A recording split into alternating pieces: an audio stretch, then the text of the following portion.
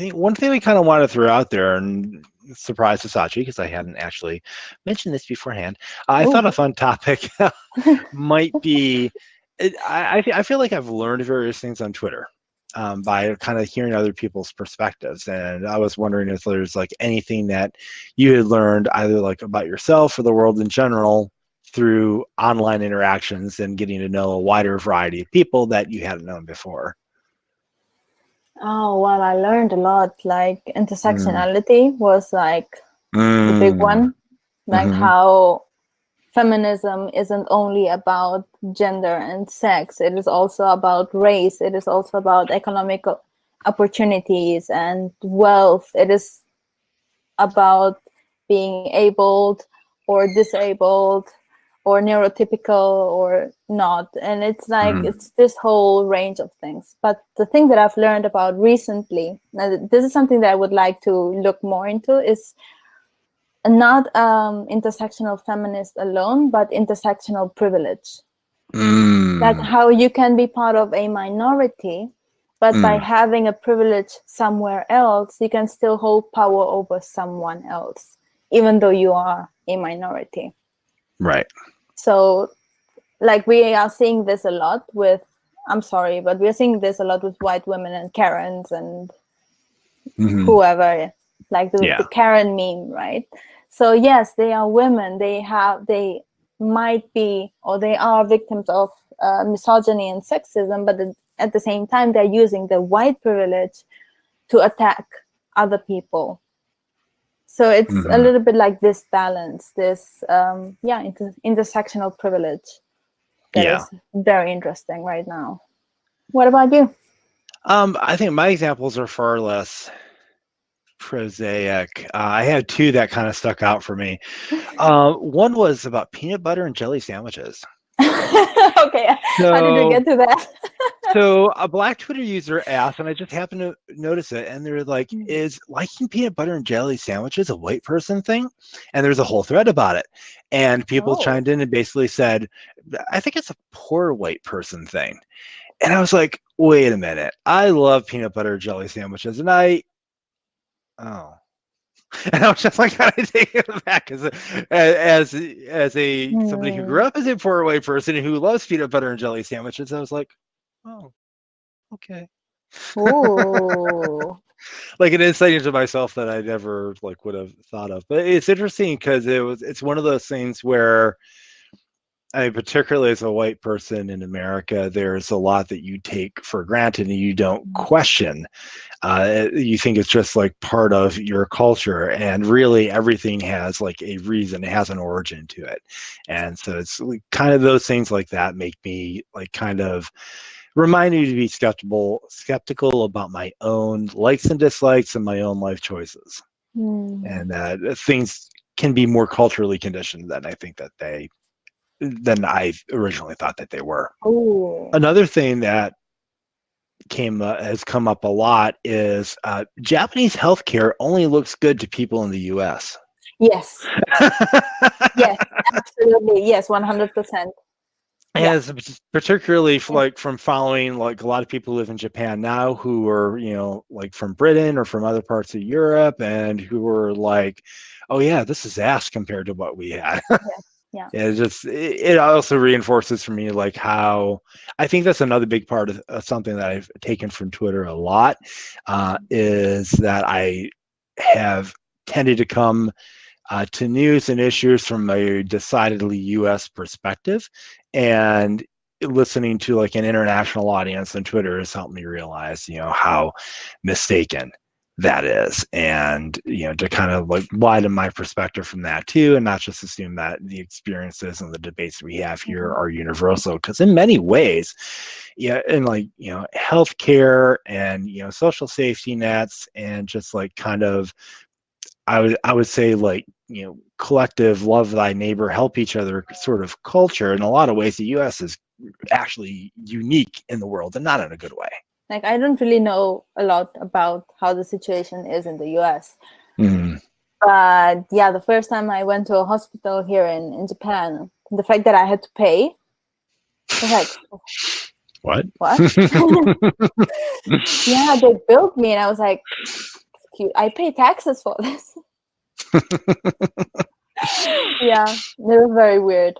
Yeah, I remember I've read stories before about people who had like lived in the US and were living in like countries like, Norway or Denmark, and they'd be like, oh yeah, I had some weird bump and I was like, oh, I should get this checked out. It's probably going to be like 4 to 6 weeks to see a specialist, right? And they ended up like getting in and out with tests the same day and paying like, 20 krona or something, like next to nothing. Yeah. And like being amazed. And it's like, yeah, we need a decent healthcare system here. Like I remember one of the first times that I went to a hospital. It was very unfortunate because I had to be brought in by ambulance because stuff. And of course, I wasn't really aware of what was going on.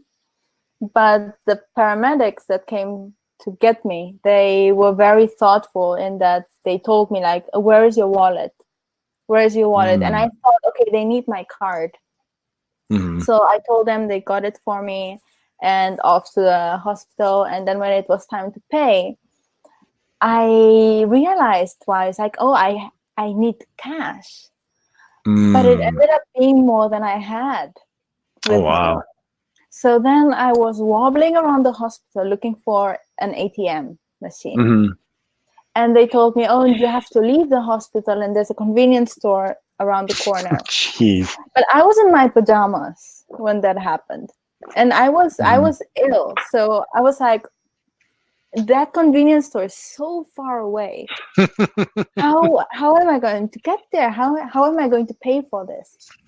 I managed somehow. So I got the cash, I paid, and then I went home by taxi. But I was so dazed. I was like not there when all of this was happening. So yeah, that was a very interesting adventure. And I hope that I'm going to write about it someday on Twitter. But yeah, it was very intense. Oh wow. Yeah, please do. I would definitely share that. It sounds like a harrowing story. The fact that they asked for my wallet, and I was thinking, yeah, it's because of my Hokkien. My Hokkien show. No, they want your Genkin. Like, am I? So naive of me. Yeah, it's very naive. But yeah, like, what do you do when you don't have the cash? Yeah. I still don't know. In Japan in recent years, with the advent of cashless technologies more, but it's predominantly been a country that has been like very cash heavy as well, as opposed to like debit, credit card, or contactless payment. And I remember when I first got, even now, I think if you're like a foreigner, you're not based there, it's hard to use things, if not impossible to use things, like pay or Suica on your wallet or things like that.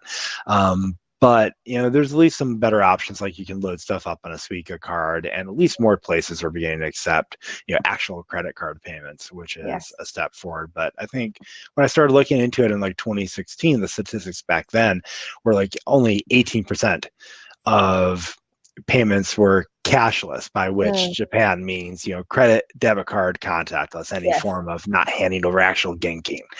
And I think they're aiming for like 25%, I think it is, by 2025, but still it's like US is like 56%, UK I think is like in the 60s, China I think is like in the 90s, like China and Korea are in the 90s, or like they're almost completely cashless. So it's one of those weird areas where Japan is sometimes, and it is in many ways, Japan is regarded as like technologically advanced, and there's definitely like a lot going on in various research areas, but then in other ways like tradition just kind of keeps hold and things don't move as quickly. Although I have to say that something about the cashless conversation that really bothers me but concerns me is that in order to have a cashless app, or in order to have the accessibility to be cashless, you need a bank account.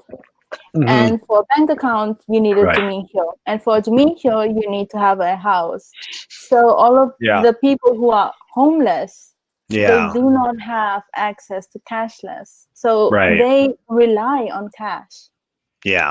So I wonder, like, if things go like more and more and more cashless, how are they going to survive? I think, yeah, I mean, that's going to be a good question. I think one potential bright spot there is, there's always things like, Passmo and Suica and EcoCa, which let you have a balance on them. It's limited. I think like Suica is like 20,000 yen, which really frustrated me because I wanted to put like 500 once on a Suica and I couldn't. And I was like, why can't I do this? And then I almost lost my Suica card and I was like, oh, that's why. That's probably why I didn't want to do that. But yeah, that is, fortunately, Suica and Passmo and everything is like accepted in a lot of like pretty much any place. I think that starts to accept cashless unless it's like purely a pay shop or something like that. So that's good. But yeah, that is a potential issue of people being shut out of those systems. Yeah, like actually I was reading today an article that was actually about homelessness and how COVID is affecting them. Because there is this phenomenon where people go to the internet cafes, right? And now internet cafes are being shut down. So where are they going? And apparently the government has like a system where they are housing them into business hotels. But a lot of people don't know this. So many people are sleeping in the rough right now, which puts them at risk, and especially now in the heat. So it's a lot of questions, and I don't think that we're really getting answers about how they are being treated, if they are safe. So yeah, that is concerning right now. So the question about, or the issue of homeless and like access to things like contactless, I think in the U.S. That's also an issue. One of the big issues we have is access to the banking system, and like I actually don't know what Japan has in this respect, but in the US, for example, there's actually like a whole system that banks use as like kind of an information clearinghouse. I think it's called check systems. And if you get in wrong in that system, you can't open a bank account anywhere. Wow. Yeah. And so you're effectively like shut out of the banking system. And so what people rely upon is they rely upon basically like local check cashing places, which until in many states they still do. Until recently, a lot of those check cashing places were also payday loan companies, and the payday loan companies, they give you like a 6 to 8 week loan. It's something like promise, but like 10 times more predatory because the effective interest rate ends up being like 400 or 500%. Yeah, I think John Oliver made like a program about that recently. Yeah, it was a really, really good shakedown in the payday loan places. And some have been reformed, like Washington, again, the whole US thing of we can't do anything as a country, we do everything 50 different ways. Like, so some states like Washington State have passed legislation that curbs that.